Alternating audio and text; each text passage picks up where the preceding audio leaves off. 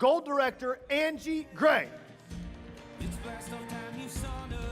We're gonna ride into the next day. Hey guys. Hi guys. Thank you so much. I gotta make sure I have the right clicker. I feel like this is the one. We'll see. Thank you so much for having me here. This is so fun. Thank you, Jordan and Kristen. It's just such a huge honor, particularly because 3 years ago, I think Allie shared this, 3 years ago, I sat in this audience and listened to some of the same leaders, amazing leadership, amazing trainers that you all are listening to today. Michael Kiejas, obviously Jordan, Lindsay Hardy, Kate Northrup was here. Some of these great people that have been my mentors now, and so it's really surreal, and I'm so grateful to be here. So Jordan asked me to speak on long-term vision. So very exciting now, but when he talked to me about it, I didn't know really, like, how am I going to explain what long-term vision is?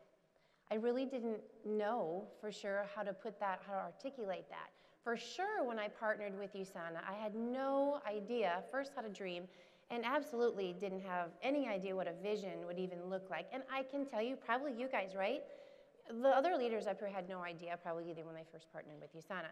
So I'm going to share with you today, I kind of narrowed it down to 2 things that helped me get to where I am now, which is like a vision that I know now that I can explain to you is I know what my vision is for this week, for this month, for 6 months from now, 5 years from now, right? But what my long-term vision is, it sort of looks like I know that this journey in between is going to be a lot of fun, and I know the end game, whatever that is, that thing that's going to be long-term that's coming to me, I know it's coming. That's what's exciting to talk about, is I've been able to cultivate that mindset of knowing that this is coming, and it's going to be bigger and better than I could have ever imagined. And so 2 things that I can share with you that have helped me kind of cultivate that mindset. Oops, am I going backwards? Nope. It looks different. My slide looks different. Sorry, you guys. Knowledge. So the first thing is knowledge. We want to learn everything we can possibly learn, and we want to then put that into action, right? Apply that knowledge. It's really important. We're going to learn a lot of things. Certainly, I didn't know very much at all when I first partnered with USANA. We're all here today to learn a lot of things. The second thing is to know you are worthy. If we don't understand that we are valued, we are valuable, we are loved, and we are worthy, we'll never take that learning, that knowledge that we're gaining this weekend, and we never take it to the people that need to hear it. Does that make sense? We need to understand that we are worthy. So when I first started USANA seriously, one of the very first things that my mentor told me to do is get the book, Think and Grow Rich. How many of you read Think and Grow Rich? Right, so for me, it is my absolute go-to for everything. I've read a lot of books, not as many as Eric Martindale, for sure, or some of the other leaders, but I've read a lot, but they all seem to have the same common thread that Think and Grow Rich does. So I go back to that for a lot of things. It's definitely taught me so much, absolutely taught me so much, and it's also reminded me of my worthiness, my value that I have to bring to the world, me and you. So we're going to talk about a few things that Napoleon Hill shares. The first one is desire and a why. So for me, Jay said that I joined USANA, or I partnered with USANA 22 years ago, and that is true. But 22 years ago, my desire, thank you, my desire was very different in my why than it was when I started full-time 3 years ago. 22 years ago, I was working as a nurse. We had 4 kids. I was very open to an opportunity because I wanted to come home and stay home with my children. And so my husband and I went down and we listened to Dr. Myron Wentz. His vision was so strong. He knew a lot of stuff. He had a beautiful vision for the world, and I lined up with that, and I wanted to be part of that. So we partnered with him, and that was my why, and that's what happened. I didn't have any tools. Paul and I were just talking about that. There were like very few tools 22 years ago. No social media, period. And I didn't have a story, so I went out and I shared Dr. Wentz's story and somebody else's story that I had heard about, whatever. But I shared enough that it allowed me to earn enough income to pay for our health insurance. I came home. Greatest gift that USANA has ever given me. If I could have stopped then, I would have been a happy camper. I get to stay home with then 3 more children, total 7, for the next 18 years. So that was my desire, my why then. So 18 years, I very organically shared it. My family was my priority. And I loved sharing USANA whenever I could, but we didn't really have a team in Iowa that were really offering presentations or events, certainly. And so I didn't have a lot of that, so I did what I could. But what happened then is after being able to have this opportunity of watching this amazing company and the growth and the integrity and all that wonderful stuff, I was prepared for the next part of my journey. 4 years ago, actually, my dad died, and it was very sad, but he left us some money, not a ton of money, but enough money we wanted to be responsible with it. And so we took it to our financial advisor, and our advisor said, so listen, if you want to retire anytime soon and have your lifestyle look the same, Todd's going to have to continue working for another 20 years doing what he does. Super physical job. We have a flooring business, so he's super, super physical job. And Angie, you're going to have to go to work for another 20 years, go back to work as a nurse. So when we left that little meeting with our advisor, we were like, no, that is not happening. Absolutely no way. But we really did high-five each other, and it was a defining moment for us. We knew that USANA was there for us, and they had been all those 18 years, and we knew because I always wanted to do this. And it was our time. It was a defining moment for us, absolutely. Then guess what we did? Next week, we went to a Next Level U event, Seal the Deal. People like you all, like me, were up on a stage sharing their story. And I was like, oh my gosh, if Andrea Kies can do it, if Lindsay Hardy can do it, I can do that. Went home, I started teaching, put my stuff into action, and here I am now. So the desire and the why absolutely has to be there. And that will change, right, as we move through. So that's my family, and those are my desire and my whys now. That's what they look like now. They were a lot smaller, and some of them were not even here at that point, were my first one. The next one that Napoleon Hill talks about is faith. Let me share with you, faith is a huge part of my life, and I've always known that I was loved. I've always known I've loved my family and my Creator. I've always been a question asker, and it's always been a wonder to me how much I am loved. And I've tested those waters for sure. But for me, a weird thing happened when I started my business full time. And maybe some of you will relate to this, but it's one thing to say you have faith and be a person of faith, whatever that might be for you. But for me, when I started a business, it was really weird. So can I have things? Can I have more than I have? Can I even ask for that? Is it okay? Will someone or will God answer my questions? Or just really for me, is it okay to want more? I felt very content. I loved my life. So is it okay for me to want more? That was huge for me. Autosuggestion, this next one, right? Is that the one that's up there? Yeah, autosuggestion and imagination, another thing Napoleon Hill talks about. So I put these two together because this was my experience. So I found a mentor within USANA because we didn't really have a growing team or anything. No one was doing much. So I found a mentor within USANA. It was Carmen Marshall. I encourage you all to find a mentor. On your team, not on your team, who cares? Find somebody. Do what they tell you to do. And that's the decision I made. I'm going to find her. She lined up with me, and I decided I was going to cross every T, dot every I. I wasn't going to miss a beat because I didn't know what to do. I had no idea. So one of the second things after Think and Grow Rich that she told me to do is create a vision board. Heard about it for 18 years following USANA. Never did it. I'm self-motivated. I'm fine. I don't need that. Totally decided to do it. Had this wall out in front of me, my kitchen wall, and a thing of Scotch tape.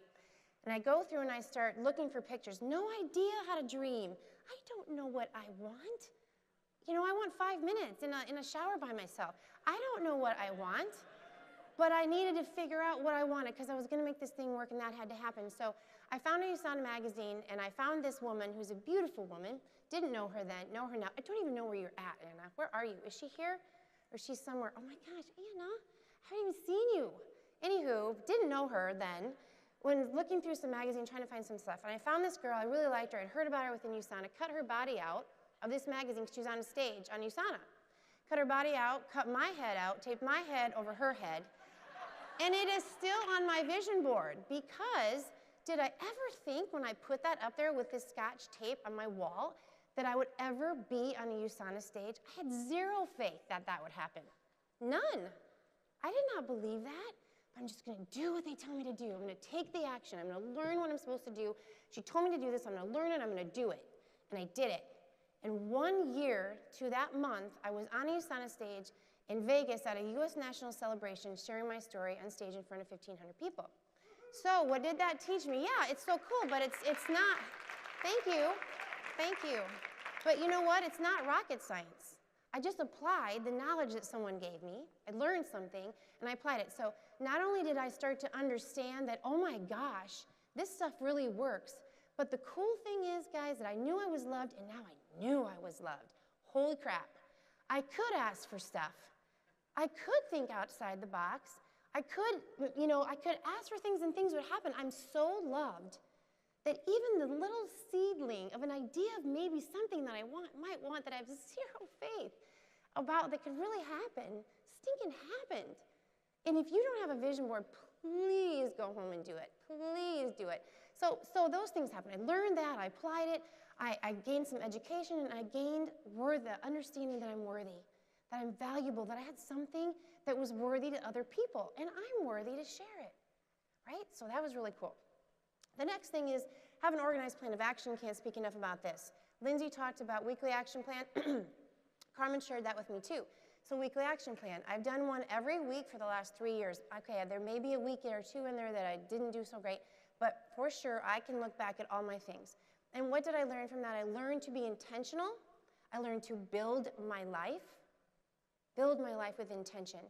And I learned that I can check those things off. I got real intentional, like I'm going to call Sally, I'm going to call Bob, I'm going to call Sue, I'm going to follow up with this person, and I named the names out.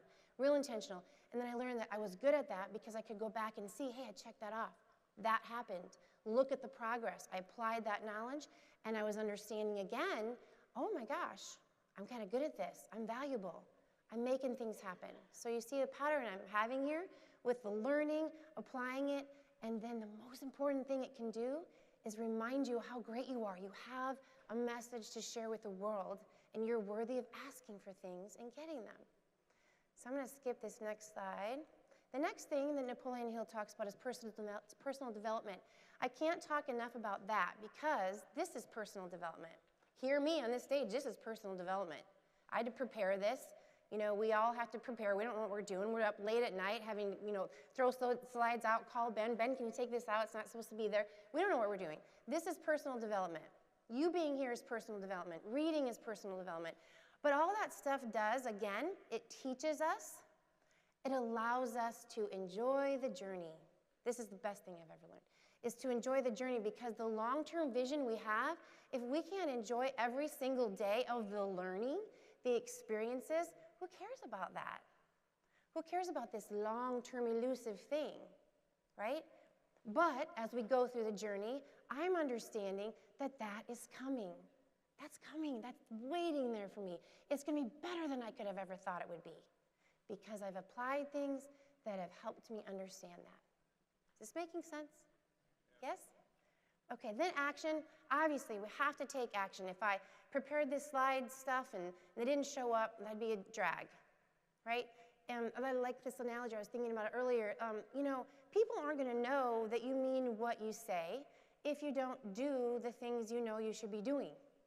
Like if you're not out there doing it, nobody's going to know. You need to own what you do and do it.